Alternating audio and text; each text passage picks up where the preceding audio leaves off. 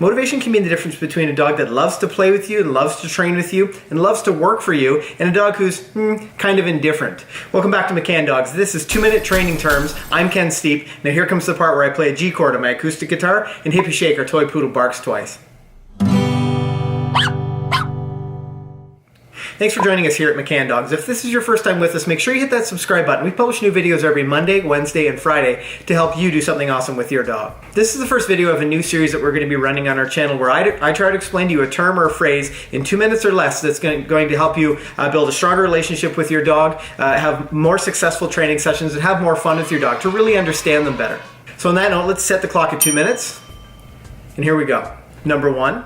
Food. It should come as no surprise that a lot of efforts in dog training revolve around the use of food, or at least begin with the use of food. But it's the kind of food that I want to talk to you about today. Occasionally we have students come into our classroom and they're using their dog's kibble as a reward for a great behavior or for the dog offering a behavior. And sometimes it works. Do you remember when you were a kid in school and you'd go to school all week and have the same lunches and then occasionally a pizza day would roll around? Do you remember how much you loved pizza? Yeah. I know I do. But sometimes you're in an environment where the distraction is too great or the dog has not a very clear understanding and they aren't motivated by that kibble. So that's when you need to pull out the big guns. I want you to write down 3 of your dog's favorite rewards, and maybe it's steak or cheese or chicken or peanut butter or something. I want you to write it down, and I want you to use those high value rewards when you get an extra great effort from your dog. Or for skills like teaching the recall, for example. I want him to think it's the greatest thing in the world for him to get that extra special steak treat when he sits in front at the ending of that recall. It could one day save his life.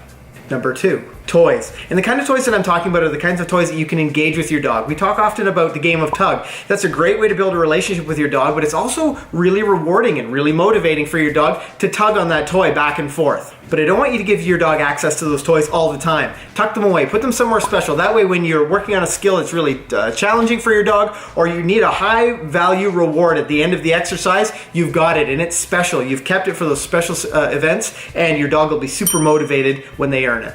Number 3 is play. There are some dogs who value play over everything else when it comes to being a motivator. We have an instructor whose dog actually loves to go splash in the water more than anything else in the world. When he does a really great job at whatever skill they're working on, she can send him to the nearest body of water, he'll go have a splash and then come right back. But you need to figure out your dog's currency of play. What's that kind of play that they really like? And not all dogs are the same. We used to have a border collie named Jitterbug, and when I'd race her in flyball, her favorite thing was to get back to me. I'd clap my hands and pat her side. That was her favorite thing. I'd run around in a circle at the end of the run and I'd be clapping my hands and patting her side. She loved it. Maybe you have a rough and tumble dog, a dog that likes to be pushed away a little bit and you can make loud noises. Maybe raising the tone of your voice helps. Oh boy! You need to experiment a little bit and find out what the favorite type of play for your dog is. Now, one thing to keep in mind with all 3 of these, you need to use the most appropriate one. The recall is a great example of a skill where the motivator can be interchangeable. Sometimes I'll call my dog back and have them sit in front, and I'll reward them lots of times with steak or chicken or cheese or something that they absolutely love, or recall them back to a tug toy and have a fun game of tug when they get to me. But when you're working on a stationary skill or walking on a loose leash,